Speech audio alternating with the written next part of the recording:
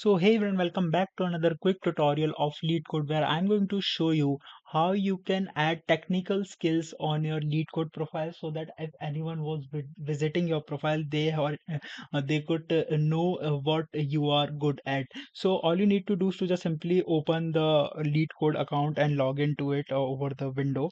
And now here you can see in the leetcode.com I have been logged into my LeetCode account. Now on the top right corner, click on your profile picture and open your profile settings by tapping the username.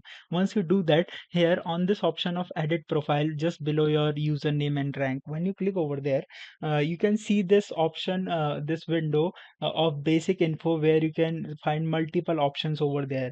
And here when you scroll down until last, you can see this option of technical skills, and from here you can write the skills you want to add over your LeetCode account that you want to represent to other people. I hope this video will be very helpful for you. Make sure to hit the like button and subscribe button for more such informative and quick tutorials. See you in the next one. Take care.